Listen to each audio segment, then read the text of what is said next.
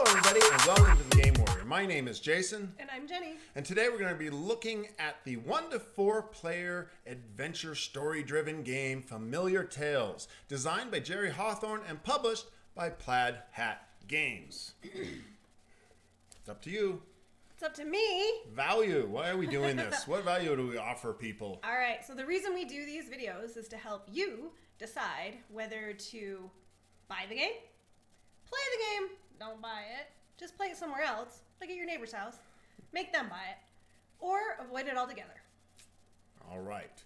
So, what is Familiar Tales? So, it's like a story crafting game. You take the part of a familiar, so it's not like regular Tales, it's a wizard's familiar. It's a fantasy world, and you're on an adventure. There's 4 characters, and it has an app. It's a really well done app. We'll talk about it a little bit more later. But the high level thing is it's an adventure, and you guys have got this little baby, this bebe, and you have to deliver it safely. And it turns out it's the princess, and so there's this big story, and there's a big war. So it's this big, grand, epic fantasy, and you are at the heart of it. So what did you expect, Jenny, when you got into this game? All right, so what I expected, so since this was a Plaid Hat Games game, I did expect it to be very well done. I expected the storytelling to be extremely tight. I expected the voice acting to be top-notch. I expected it to be kind of cutesy. Just if you look at the box, you know, you've got some cute little characters, you know, a little fox and a little fairy and a little stone guy. And so I did expect it to be, you know, it's fantasy, but kind of cutesy fantasy. It is for 8 and up. Ages 8 and up. So again, I expected it to have kind of a nice kid-friendly story to it, and things like that. What I got was pretty much exactly that. So I did get a very tight story, very well done. The actors, the voice actors do an extremely good job, and it's a cute story. There are some cool, you know, I think one thing I worried about was that it was going to be too cutesy for my taste and too kid-like. And I think they actually struck a really nice balance between keeping it fun and good for kids, but also injecting a few elements that are pretty cool and keep it really entertaining for adults as well. Yeah, I'd agree. So what I expected was like an epic fantasy tale, and with the interaction with the app, that there would be music and voice acting, and that it would carry me along, and it would be easy to get lost in it. And that is exactly what I got. They do an excellent job. The app interaction is fantastic. I will say, however, there are times when it is definitely skewed a little young in the story, and I will address that a little bit later in my final thoughts. So thematically, it's a fantasy story. It's an adventure. It has magic, wizards, a kingdom, and the whole 9 yards. So let's ask Jenny, though, about the aesthetics, the components. What did you think of those? Again, I think everything is really nicely done. The app is well done. It's very easy to follow. They have a nice part where it will walk you through the game your first time through, so it'll actually basically tell you what to do step by step. They have little miniatures as the familiars, and those are great. You have little monsters that you fight, and those are miniatures. Those are great.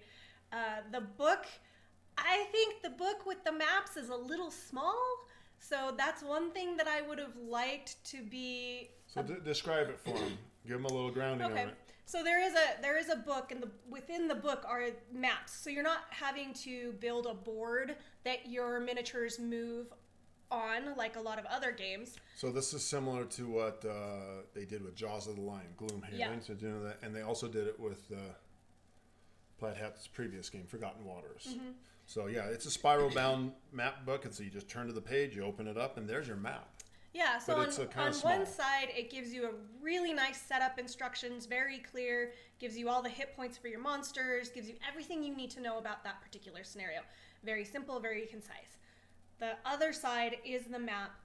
Again, I personally would have liked the map to have been larger so that there's more room for the miniatures to move around, and when you have miniatures and monsters all on one space, you're not kind of propping them up on top of one another. So that's one thing I would have liked to see. But other than that, I think aesthetics, it's a beautiful game.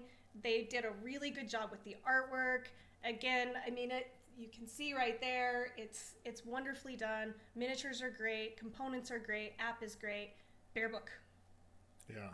In fact, just for fun, I found in the bottom of our drawer, I have kept one of those huge Rand McNally road maps of the entire United States. You don't need it anymore because you're GPS, but it's one of those huge books. Like it's, I don't know how big you can see it on the screen, but it's big. And I was like, what if this was the map? Remember, I pulled it out and slammed it on the table. Obviously, it wouldn't fit in that box, but you get the idea that it would be pretty cool. Okay, so let's talk about the actual mechanics of the game. The actual mechanics of the game, which is where I probably differ a little bit with you, and the tactics and the strategy. So you have a deck of cards. It's a deck builder, and your deck, you play the cards just like in some of the newer games to describe your actions. So they have all these different symbols. There's a lot of iconography, all the different things you could do. It costs cards, and you use them for combat, you use them for defense, and it works. And I think she's going to talk to you about how it feels like a puzzle, right? There's a puzzle of how you use your cards. I come from the old days of Dungeons and Dragons. I was telling her this last night. I played D&D and it was like, what do? I attack. Well, you're 5 feet away. I move 5 feet and then I attack. Okay, roll to hit. I don't have to mess around with cards. I don't have to do this little card tricky thing and well, I got to save this card for this, and this card is better for this, and all these little things. And then you do upgrade your deck, which is kind of cool. It's kind of cool. That's how you gain more power. So you gain power, and then you spend that power to buy more powerful cards. So it's fun. It's a deck builder, and your deck gets more and more powerful. But you also are dependent upon drawing those cards if you want to use them. And there's this old simplistic system in my mind that's, if I want to attack, I just attack. And I roll a dice, die 20, see if you hit. Do damage, roll dice. I hearken for the simpler old days. I know I'm probably the odd man out here when it comes to these board game new mechanics. And so I find myself in the battles just going, I wish I could just roll a hit. So I'll leave it at that and see. You had a different take on it. I do have a different take. I can appreciate your take as well, because I do like a lot of games where you roll to hit and there's nothing more than that. But because you're laying down cards and you have to kind of negotiate with yourself whether you're going to lay a card to move your character, how many cards you're going to lay to do certain actions, and how many cards you're going to have left over to do other actions like forage or fight or defend. So I like the strategy and the negotiation that takes place, because you're constantly trying to figure out how you can squeeze the most out of this hand of up to 5 cards. So I personally like that mechanic. I think it's kind of fun to do it that way. I also like games where you roll and that's it, but I do like the strategy of trying to figure out the best way to use what you have in front of you. Okay, and now, so there is a dice, by the way, but it only goes -1, -2, or +1, +2. So it just adds a little bit to your already calculated score. So there's a little bit of luck in it. So why don't you talk to me a little bit about the challenge level, which is another area that you may have had one area that so far that you actually had a problem with the game. Yeah. Problem might be strong words there. Yeah. So the scenarios, I have found them not to be too terribly challenging. And again, reminding everyone, this is a game for 8-year-olds and higher. So I can understand that, but excuse me. I've found the combat to be not too difficult, the scenarios to be not too challenging to complete. So I personally would like a little more challenge, or perhaps ways that you could amp up the challenge in the game. And so that's one thing, is it's fun. It's fun to get through the challenges. I'm not saying you just breeze through them. You do have to work together and figure things out and all of that good stuff. But a little bit on the easy side for me. Yeah. I think I would kind of agree with that. Yeah, we've never really been pushed. So we are expert level players, though. So it'd be very hard to challenge us. Sure. Yeah, but it is. It is. And then my final rankings, which are coming up very quickly, I will tell you a little bit more about my thoughts on that. But let's go to availability. Right now, it is available for retail. I ordered it straight off the Plaid Hats website. I actually pre-ordered it, and so as soon as it came in, they sent it, and I always have good rapport with them, and they just send the games on pre-order. I'm really happy with that. Okay, so let's go to our final rankings and what we really think about the game. And I'll start. So we have kids, and they're all gone. You know that. We've told you this many times on these videos that they don't live with us anymore. If I could go back in time and take an 8, 10, 12, maybe even 14-year-old kid and sat with him or her and played this game, it would absolutely, I would, as soon as I come home from work, the kid's first thought was, can we play the game? I know it. It's that good. They would have loved it. Mm-hmm. It would have been one of the best fun parent-kid activities I can think of.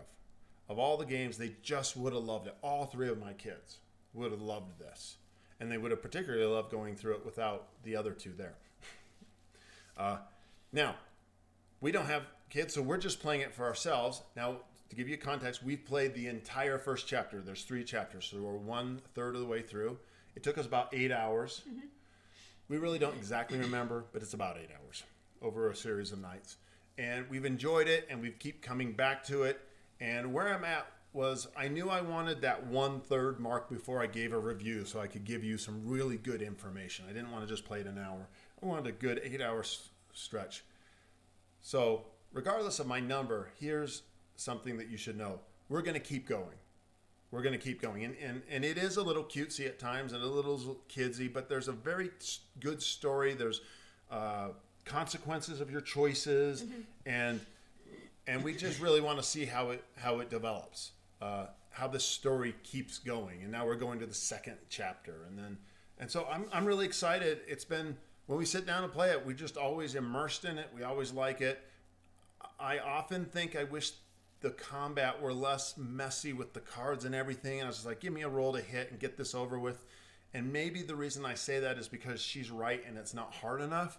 So it's like, okay, we're going to win this eventually. Let's just get through it. Mm. So I don't know. Maybe that's one of the things.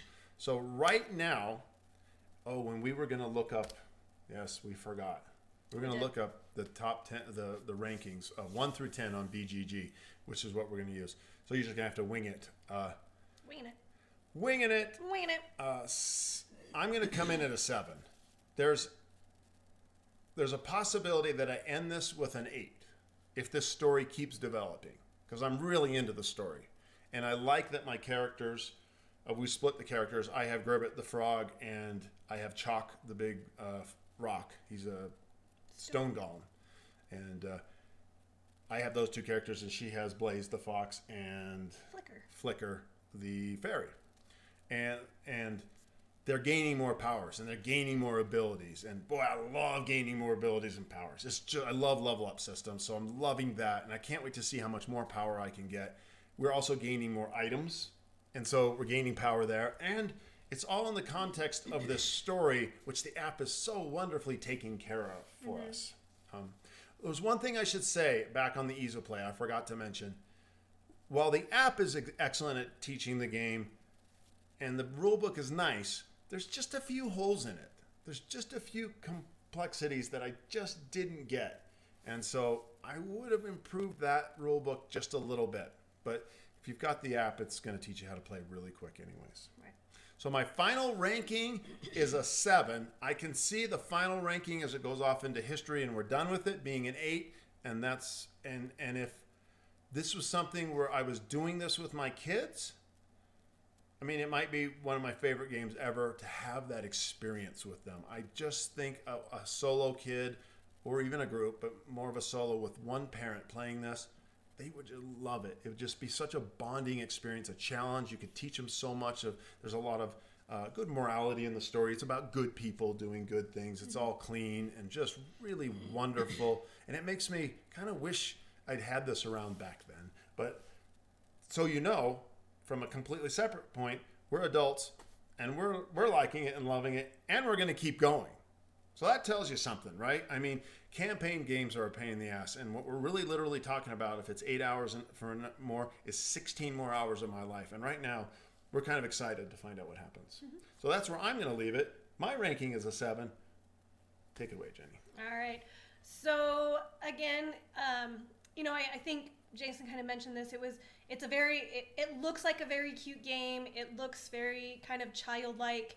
I will be honest, at first when we sat down to play it, I was like, okay, I wasn't super excited about playing it. I was excited because I know the other game, Forgotten Waters, and have had a great time with that game.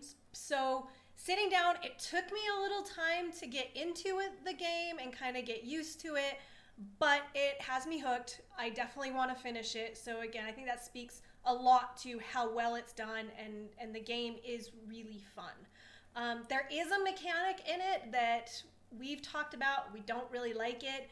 If it's a 2-player game, you're told to mix your character decks together. I'm so glad you mentioned this. So, for example, I'm playing Blaze and Flicker, so I'm told to take Blaze's deck and Flicker's deck and mix them together so that I'm playing from one deck, which on one hand makes it easier as a player to only manage one deck, but then you lose out on, because Flicker has certain powers in her deck and Blaze has certain powers in her deck, and when you mix them together, Blaze's powers won't work with Flicker and Flicker's powers won't work with Blaze.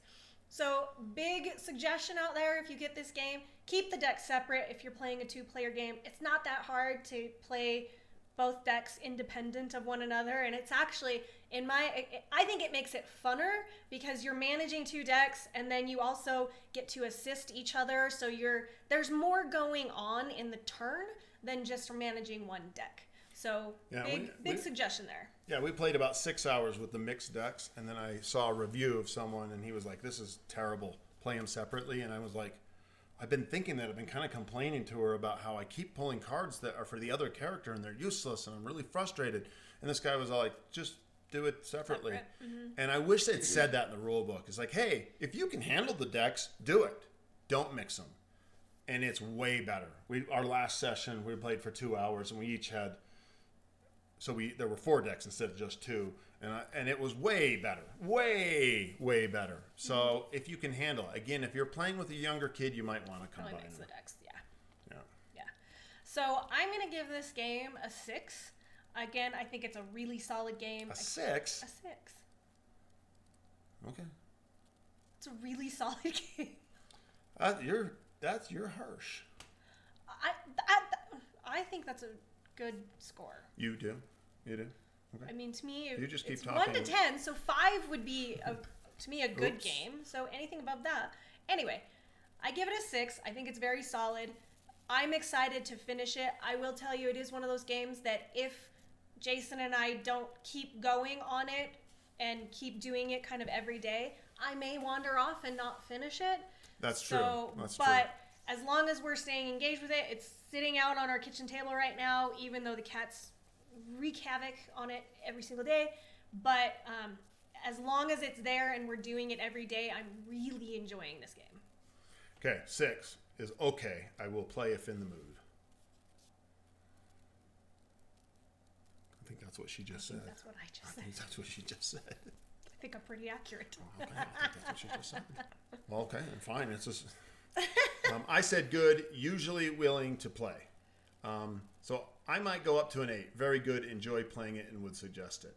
There's caveats to that, because there's some people who are just not going to like this game. Mm-hmm, sure. But in certain cases, with certain kids, or it's a heck of a game. So I get it.